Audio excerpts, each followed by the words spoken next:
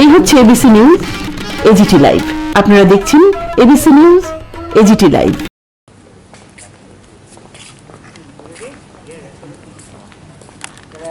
কবরগাঁই ও 3টা মহকুমানি সম্পাদক সভাপতি জেএনপি ও 3টা মহকুমানি সম্পাদক সভাপতি।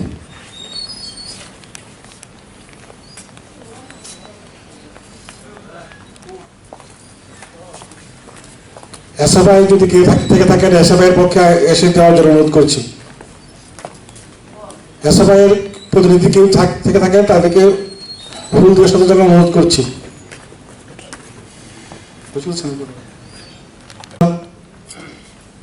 উচ্চ জেলা সম্পাদক কবি মধুসূদন দাস,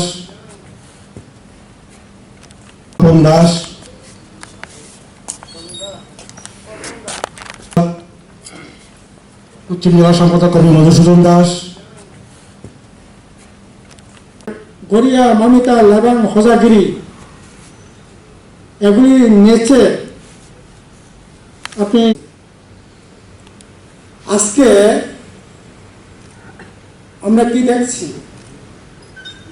আজকে 47-48 বছর হয়ে গেল 1978 সালে বামফ্রন্ট সরকার আসার পর যে কাজ যেটা হচ্ছিল, এ কাজ আজকে আমাদের রাজ্যে এখানে বিজেপি আইপিএফটি জোট সরকার আজকে 3 বছর পূর্ণ হল। 3রা মার্চ ভোট গণনা হলো, আজকে 2রা মার্চ মানে সরকার 9 তারিখে শপথ নিয়েছে। সরকার প্রতিষ্ঠার বলা যেতে পারে 3 মাস পূর্ণ হল। যে শহীদের বিনিময়ে যে ভাষা তিলে তিলে বিকশিত হচ্ছিল, স্কুলে, কলেজে, ইউনিভার্সিটিতে পড়বার সুযোগ হয়েছিল, আজকে কম্পরকে পিএইচডি পর্যন্ত করা যাচ্ছে। বামফ্রন্ট সরকার থাকাকালীন যে ভাষা 65টা হাই সেকেন্ডারি স্কুলে চালু করে আসছিলেন, এই 3 বছরে একটা স্কুল সেখানে তার এক্সপান্ড হয়নি। একটা স্কুলও নতুন করে ভাষা পড়ানোর কোনো বন্দোবস্ত করা হয়নি। বামফ্রন্ট সরকার আজকে থেকে 3 বছর আগে 22টা কলেজে যে ভাষা পড়ানো হয়েছিল, নতুন করে একটা কলেজও সেখানে ভাষা পড়ানোর প্রয়োজন এখন এই বিজেপি আইপিএফটি জোট সরকার মনে করলো না। শুধু বর্মরা একটা পাহাড়ের নাম হাতাই কতর নাম রেখে বাহাবা করাবার চেষ্টা করছে। ভাষা বিকাশের কথা বলে, এখানকার প্রজাতিদের সংস্কৃতির কথা বলে, এখানকার জমির কথা বলে। কত লড়াই সংগ্রাম করে জেলা পরিষদ হয়েছে, যে জেলা পরিষদ জমির অধিকার এতদিন ধরে ভোগ করে আসছিলেন, কিন্তু এই সরকারটা আসার পরেই এখন জেলা পরিষদ এলাকায় যে কোনো জমি 1 ফুটা জমিও যদি কাউকে দিতে হয়, স্বশাসিত জেলা পরিষদে সেখানে তাদের মতামত নিয়ে সেখানে কাউকে যদি ভূমি দিতেও হয়, সরকারকে বলেন, কোনো ব্যক্তিকে বলেন, কাউকে যদি দিতেও হয়, এডিসিকে পেটি রেখে, এডিসির মতামতকে পেটি রেখে সেখানে জমি দেওয়ার অধিকার কারণ নেই। কিন্তু দুর্ভাগ্যের বিষয়, এই সরকার আসার পর গত 10ই জুন আমরা যখন 17ই মে এডিসি এই করোনা ভাইরাস নির্বাচন হলো, আমরা যখন সেরে আসলাম, তখন এই সরকার বিজেপি আইপিএফটি জোট সরকার এডিসি যে জমি দেওয়ার যে অধিকারটুকু ভোগ করছিলেন, এই অধিকারটা পর্যন্ত কেড়ে নিয়েছে। এখন এডিসি এলাকার জমি দেওয়ার মালিক হচ্ছে আমাদের রাজ্যে মুখ্যমন্ত্রী। মানে যে অধিকারগুলো ছিল, সেই অধিকার পর্যন্ত ছিনিয়ে নিয়েছে। নতুন করে একটা স্কুলে কম্পরে পাশে চালায়, আমরা শুধু কম্পরে পাশেই না, চাকমা ভাষা বলেন, হালাম ভাষা বলেন, মগ ভাষা বলেন, রুসাই ভাষা বলেন, এই রাজ্যে প্রত্যেক জনজাতির ভাষা তার মায়ের কথা যাতে সে শিখতে পারে, জানতে পারে, তার জন্য শিক্ষার মাধ্যম করে তুলে তুলে এগিয়ে যাওয়ার চেষ্টা করছে। কাজেই তারপর বুকুরা ওনাকে শ্রদ্ধা জানাচ্ছি। 3ই মার্চ 1975 সালে তৎকালীন কংগ্রেস সরকারের পুলিশের হাতে 4 দফা দাবি, এই দাবিগুলির মধ্যে অন্যতম দাবি ছিল কর্পোরেট ভাষা, মায়ের ভাষায় লেখাপড়ার অধিকার চাই, প্রজাতিদের জন্য রিজার্ভ চাই, বেআইনি জমি এগুলি হস্তান্তরিত হয়েছিল এগুলি ফেরত চাই, স্বশাসিত জেলা পরিষদ চাই। এই 4 দফা দাবি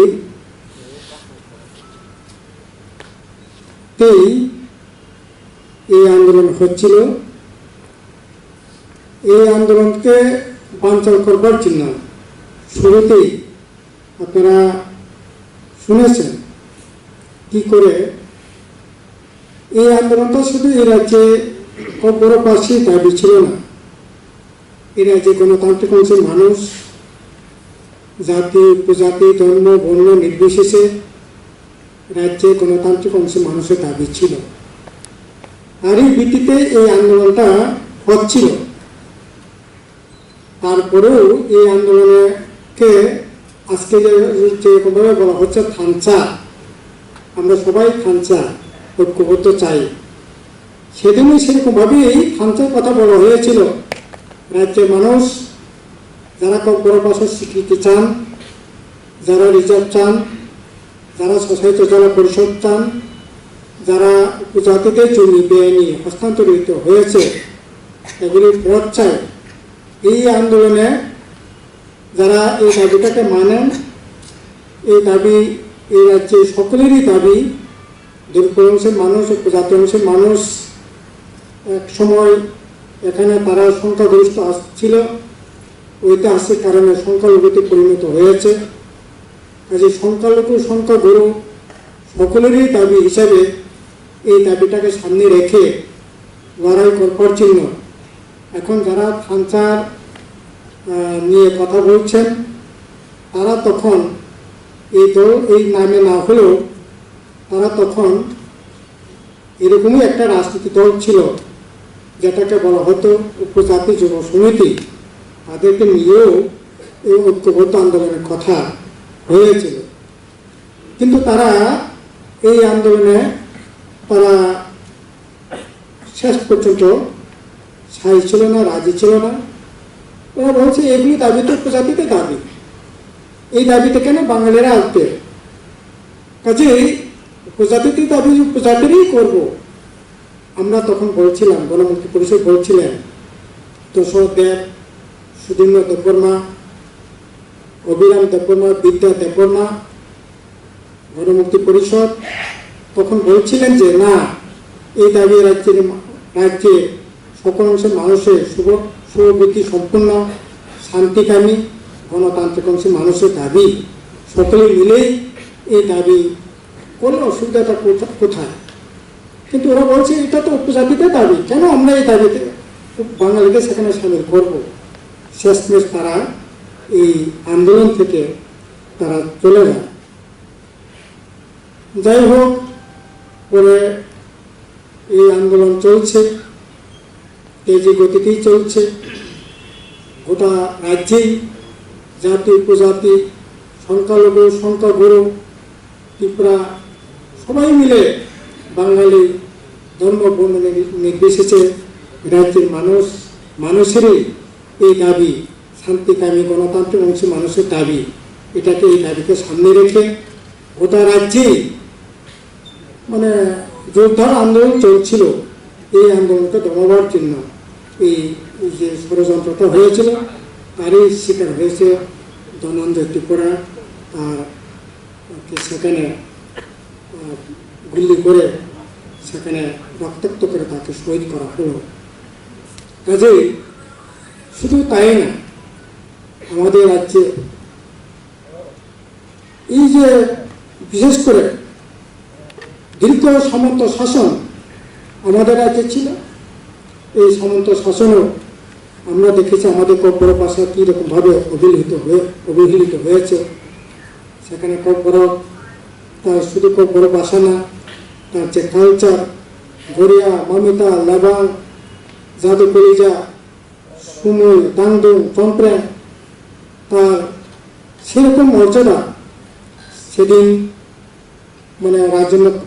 সামন্ত শাসন থেকেই তার পরবর্তী সময়ে দীর্ঘ কংগ্রেসের শাসনে বলে ভয়ঙ্কর ধরনের আপনার সূচিত, বঞ্চিত, লাঞ্ছিত, অপমানিত সেখানে হয়েছে।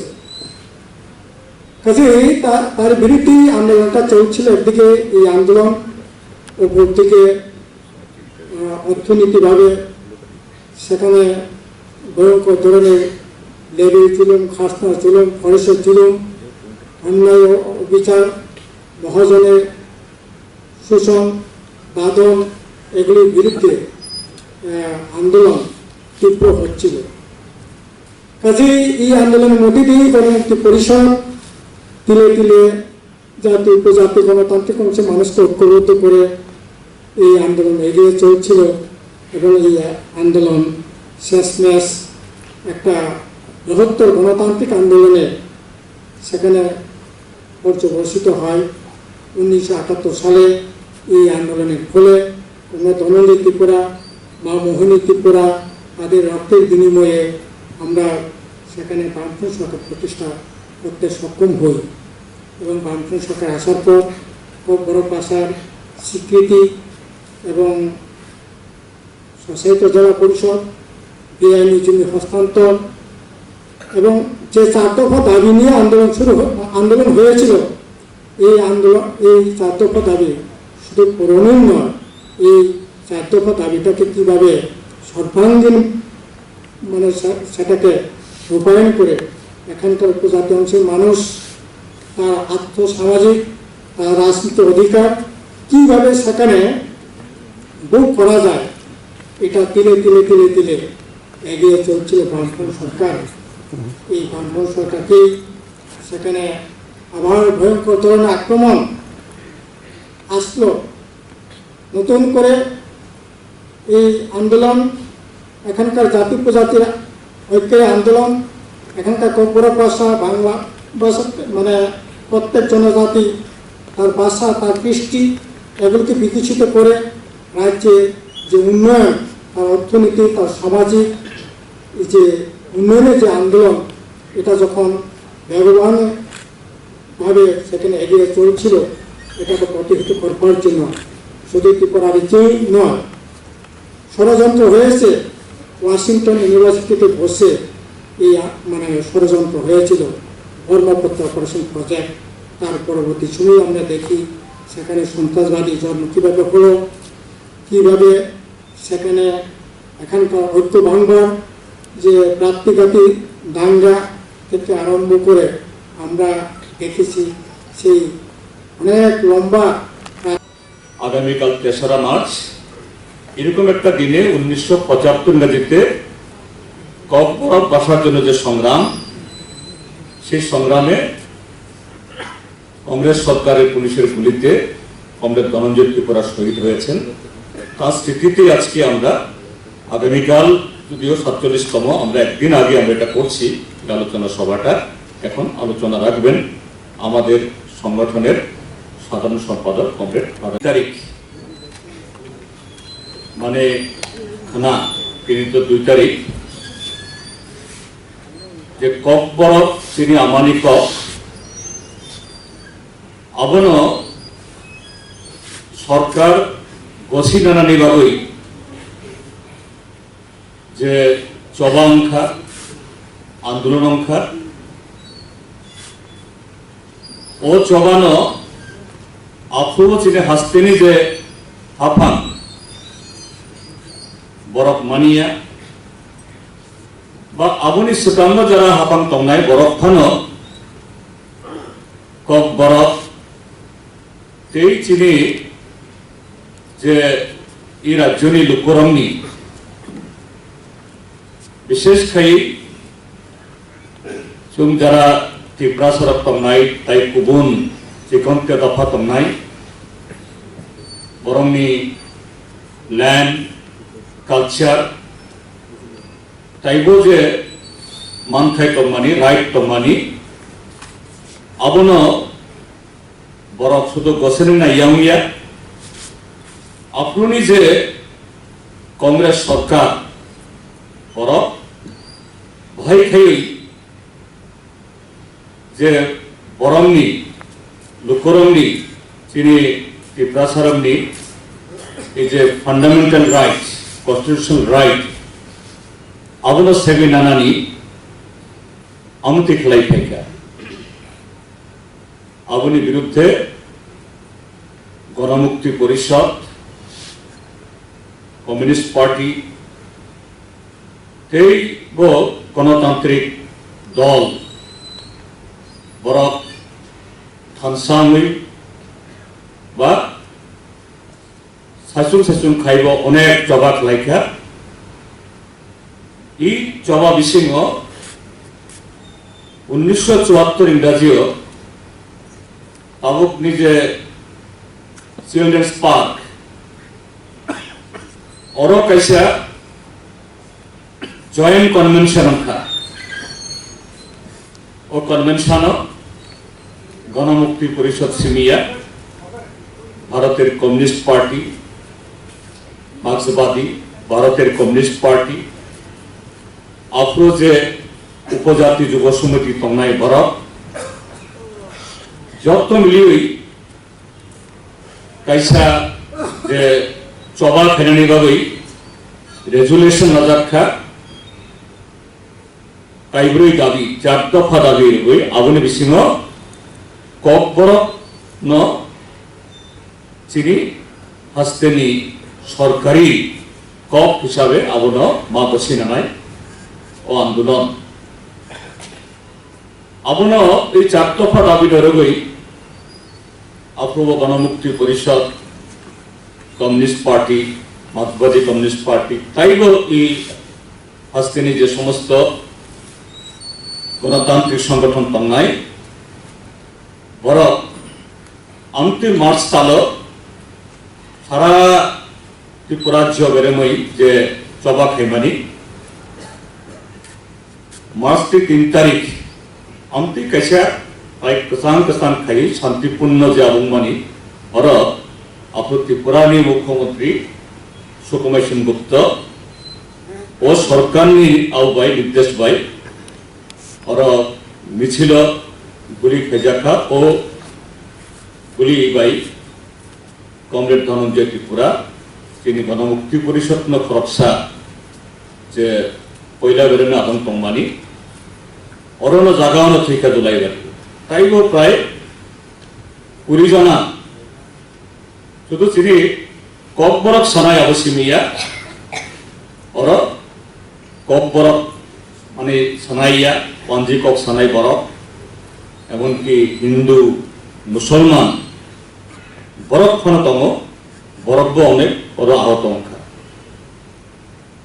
এই 3রা মার্চ এই সংবিধান রবিন এই রাজ্য তাইব গণতান্ত্রিক আন্দোলন অংখা এবং বামফ্রন্ট সরকার 1978 ফাইকা এবং 1979 ইংরাজিও যে কক বরফ সরকারি ভাষা হিসাবে 19 জানুয়ারি স্বীকৃতি মানখা এই শহীদ ধনঞ্জয় ত্রিপুরানি এই সেরিমনি বাকি কাছেও তিনি এই যে বন বিনি মুকুমনরবই তিনি যে পান্দা পইলা আবো কক খানা নাই তিনি গণমুক্তি পরিষদ সাধারণ সম্পাদক